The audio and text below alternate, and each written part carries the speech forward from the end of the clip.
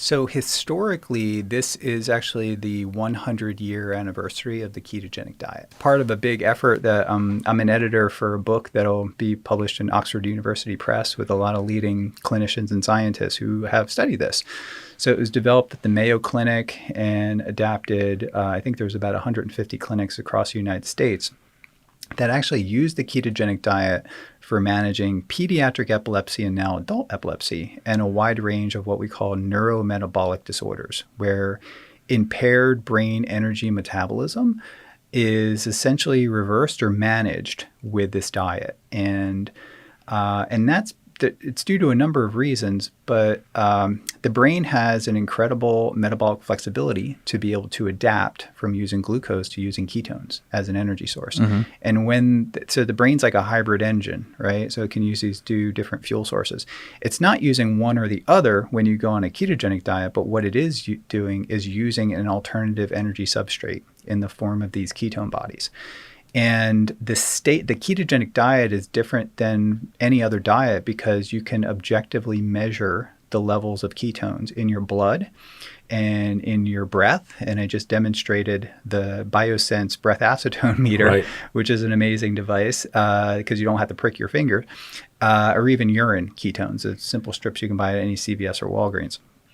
So these devices can allow us to quantify the state of ketosis that we're in. And when we are, for example, if we elevate our ketone levels to 1 millimolar, which you could do with any commercial device, you could buy at Walmart or online, a 1 millimolar concentration would be achieved by intermittent fasting after about 20 hours of fasting. You achieve that. And what that means is that's giving your brain about a 10% energy boost.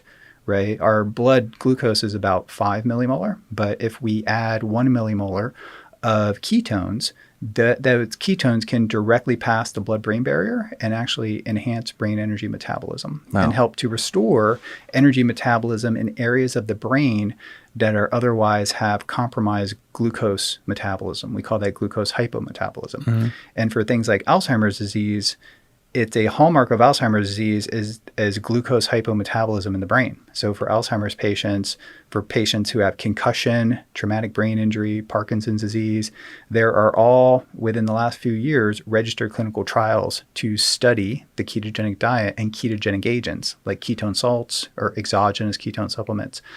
So being in a state of ketosis can work therapeutically, but it offers significant advantages for the everyday person because when you're in a state of ketosis, your blood glucose is managed in a way where it completely abolishes or attenuates postprandial excursions in glucose, where you get a big spike in glucose mm-hmm. and then it goes back down again. And I wear a device on the back of my arm here, which is a continuous glucose monitor. And I use a Levels Health app program that basically gives me a very detailed analysis of what the meals that I'm eating, what the foods that I'm eating, what my activity level, what my sleep is doing to my glucose levels. And that sort of biofeedback, or wearing this device, allows me to optimize my diet, my exercise, my behavior, meditation. Stress can really send my glucose levels through the roof. Mm-hmm. I didn't realize this until I started driving mm-hmm. to work with aggressive drivers around you in mm-hmm. Tampa was shooting up my glucose mm-hmm. in ways that I did not understand. Just here in Florida. That's it. Any other state, you're fine. Just when you come here, that's it. Yeah. Exactly. Yeah.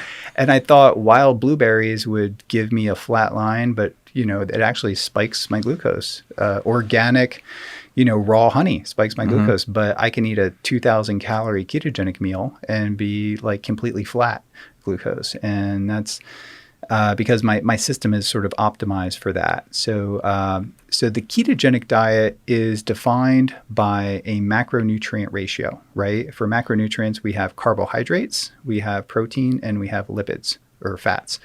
And a modified ketogenic diet is what many in the fitness community are using. And that's about 60 to 75% of the energy of the calories coming from fat, mm-hmm. about 20 to 35% of the calories coming from protein. And then the rest would be carbohydrates, but only non-sugars, non-starch. So fibrous carbohydrates, essentially from things like vegetables and small amounts of fruits, nuts, avocados, salads, things like that. And that would sort of summarizes my diet. And following that diet has a lot of benefits, not only for disease management, but for energy levels, for recovery, for reducing inflammation. The jury's still out on how to apply this diet to specific athletes, whether they be strength athletes or performance athletes. There are ways to utilize the ketogenic diet, but also add carbohydrates back in. So you're not losing the benefits that carbohydrates can. So not all carbs are bad. And it all depends on the person. My wife, for example, has a very high carbohydrate tolerance and does pretty well on carbohydrates. But I think everybody can have benefits from a low carb diet or even a ketogenic diet.